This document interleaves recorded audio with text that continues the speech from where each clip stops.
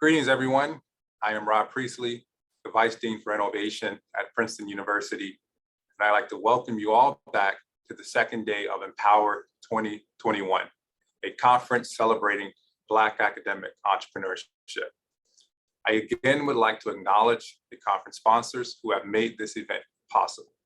They include MasterCard Center for Inclusive Growth, the National Urban League, the legal firm Mintz, the accounting and business advisory firm EisnerAmper, and the Foundation for Health Advancement, which fosters New Jersey's innovation ecosystem. As a quick recap of yesterday's events, the opening keynote discussion, Minding the Gaps, Creating Opportunities, I spoke with Gabby Sulzberger, Senior Advisor to Two Sigma Impact Fund and a trustee of the Ford Foundation, Mike Froman, Vice Chair and President of Strategic Growth at MasterCard, and the President of their Center for Inclusive Growth. Our discussion framed the reason why we've come together for this conference, that is the inequities African Americans face in entrepreneurship, and how do we overcome the gaps and level the playing field. There were three great panel discussion sessions addressing important aspects of an academic founder, and indeed many other founders, around topics that they must overcome with regards to being successful. These included technology transfer, non-dilutive funding sources for pre-seed startups, and different ways to accelerate the company. The discussion supported and emphasized the need to work together to increase diversity amongst academic founders. The day closed with a very exciting pitch competition, and I would like to congratulate all of the semifinalists. And most certainly a big shout out goes to the grand prize winner, Synove Labs. They won $100,000 in non-diluted funding, as well as a generous package of in-kind legal and financial advisory services. It was great to see so many high quality academic startups with Black founders apply to the pitch competition.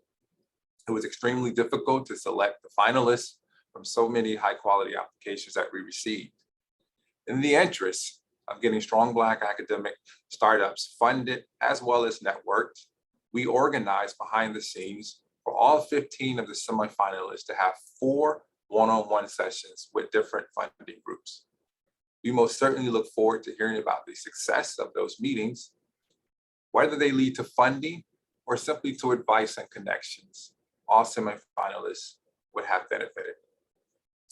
Now, in case you missed it, yesterday, Pablo De Benedetti, Princeton's Dean for Research, announced several new initiatives to support a more inclusive research, innovation, and entrepreneurship ecosystem at Princeton and beyond.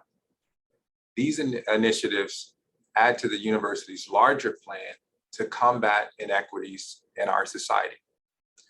I will summarize these new programs for you here in brief, but I would encourage you to go to our website, innovation.princeton.edu, to learn more about these important initiatives and ways in which Princeton is addressing anti-racism and trying to enhance equity.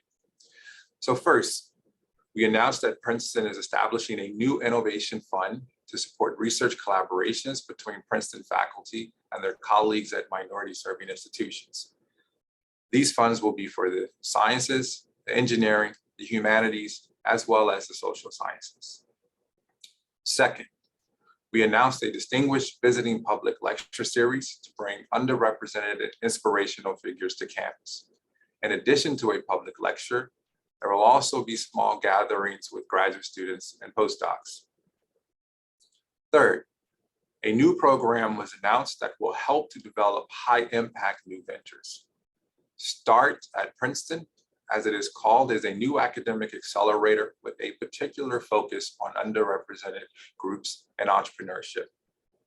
START entrepreneurs will receive seat support and education over a 30-month accelerator program at Princeton University and the Princeton Innovation Center Biolabs. We look forward to welcoming the first cohort of START entrepreneurs to Princeton this upcoming September.